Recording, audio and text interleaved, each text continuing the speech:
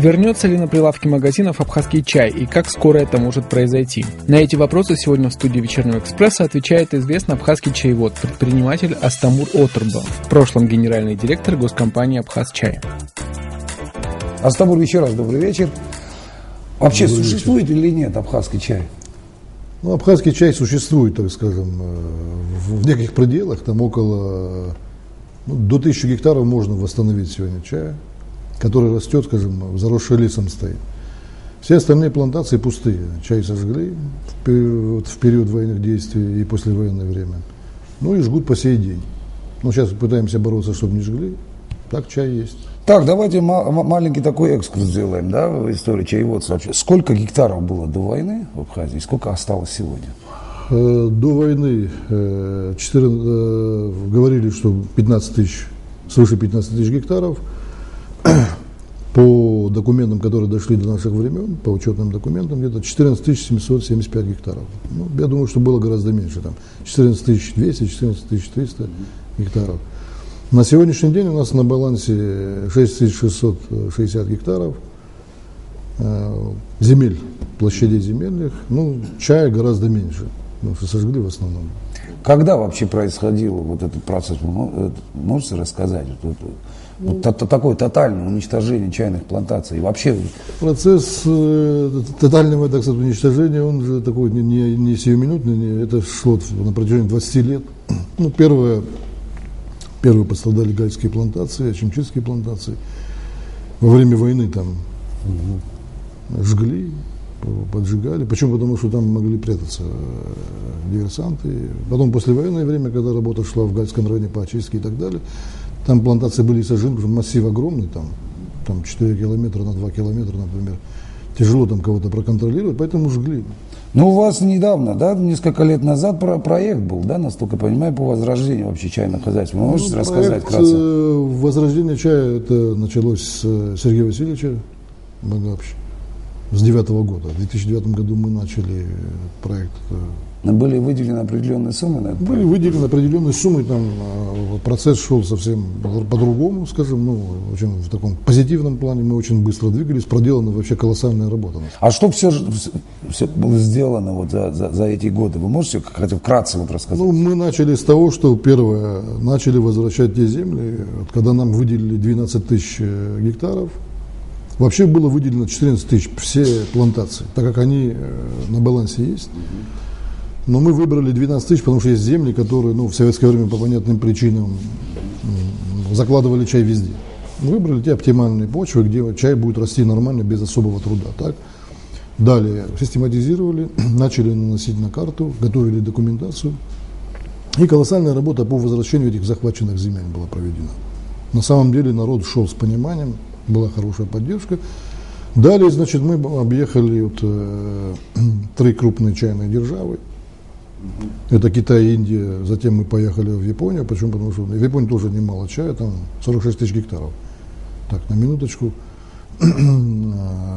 Далее, значит, договорились с Россельхозбанком на выделение достаточно большой суммы инвестиций для возрождения отрасли и так далее, и так далее. Вот на этом взлете Сергей Васильевич Бедный ушел от нас, и мы все остановили. Пришел Александр Золотинскович, резкий крен в другую сторону, категорически, ну, скажем, не принимал, он даже слушать не хотел.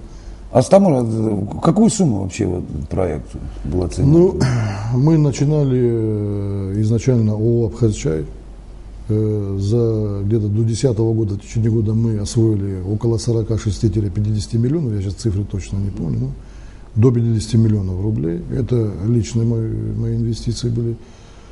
Перешли ввиду того, что Россия не могла частную компанию финансировать, на тот период была такая политика, мы перешли, сделали РУП, все освоенные деньги, всю технику закупленную, восстановленную плантацию мы передаем РУПу. На РУПе мы привлекли 300, по комплексному плану 300 миллионов рублей, из них выделено 100 миллионов, мы получили 93 миллиона. Честно говоря, где 7 миллионов, до сих пор понять не могу, куда Александр Золотинский это засунул. Вот вы мне скажите, вот уход вот такой стратегический, да, уход от стратегической линии, так скажем, вот сколько вы пострадали в итоге, получается? Ну, есть какая-то цифра? Цифры, которые... Ну, цифры, которые, вот, ну, если вот считать, скажем, коммерчески, это за 300 миллионов рублей. Другой вопрос. А технологически мы можем выдержать эту конкуренцию? Есть же необходимость обновить тот, так скажем, парк технологический, который есть? Ну, у нас, скажем так, у нас нет вообще этого технологического парка вообще. Мы начинаем с нуля. То есть все это будет... А эти чайные фабрики, которые сегодня есть? Нет, они абсолютно, это даже не чайные фабрики. То есть нужно демонтировать и по новой? Это не демонтировать. Я думаю, что этих фабрик вообще касаться нет. Это когда мы занимались вот, при Сергее Васильевиче Рупом, мы тогда отчасти мы играли в политику. Но это тоже полезная вещь, мы очень многим людям дали рабочие места и так далее. Но сегодня, с точки зрения частного предпринимателя, я думаю, что мне нет смысла вкладывать, скажем, вот во все фабрики. Они уже, скажем, в таком тяжелом состоянии. Даже Гутольская чайная фабрика, оборудование надо все сносить. И рынок, естественно, российский пока используется. Ну, мы на самом деле, есть предложение, скажем, от индусов, потому что они сейчас начали перезакладывать свои плантации, ввиду того, что они уже за 200 лет этим плантациям, 160-200 лет, у них не хватает, у них контракты, а продукции нету. То есть они тоже готовы продукцию брать, ну, под своим контролем здесь работать. То есть проблем нету. И в России то же самое. То есть готовая продукция имеется в виду как сырье, да, или уже упакованная? Ну, я не сторонник, мы так и будем делать. Мы будем здесь конечный продукт выпускать на прилавок. Безусловно, индусы хотят фасованные в 18-килограммовых мешках. Все. Контракты уже есть? Или контракты мы не делаем эти контракты. Почему? Потому что мы на сегодняшний день на этапе оформления этих участков, плантаций, так называемых, да, площадей. Как только мы эти площади оформим, вот я буквально на днях связывался со своим коллегой из Индии, он тоже частный предприниматель, он с Англии вернулся в Индию, его вызвали для восстановления плантации. Он готов, вопросов нет. Это не вопрос. Вопрос, мы должны сегодня вытянуть первый этап этой работы. Я думаю, что потом привлечение ресурсов никаких проблем не будет. Мы должны показать, что мы способны это сделать. А эти земли не растащили еще там по Есть такая проблема. Есть такая проблема. Но я все же думаю, что один раз мы убедили их, что мы способны что-то сделать. Мы убедим их, что мы работу эту поднимем. Все это вернется. Еще раз, вот есть поддержка государства, это главный момент в этом деле, главный компонент. И с поддержкой государства, и с нашими гарантиями мы это все вернем. И последний вопрос. Мы говорили о перспективах. Вот ближайшие планы, которые вы собираетесь осуществить, вот, в ближайшие месяцы, годы, вот что у вас? Ну, ситуация, вот, все об этом спрашивают, и даже вот главы администрации, все на местах, когда мы вот начнем сразу, давайте начнем работать. Сейчас ситуация на самом деле непростая, так и в плане финансовой, и в плане вообще ситуации. Мы сейчас ведем, вот, разбираем те завалы, которые нам та власть оставила, скажем, в плане ликвидации РУП Абхазчая, сбора. Ведь когда начали ликвидировать Абхазчай, с криком «это нам не надо, это все чуждое нам», оборудование все разобрали. Это все надо собрать на место. Те, кто хочет самостоятельно работать, их надо отпустить в самостоятельное плавание, отдать им, помочь, поддержать их надо, чтобы они часть оборудования взяли и начали самостоятельно работать.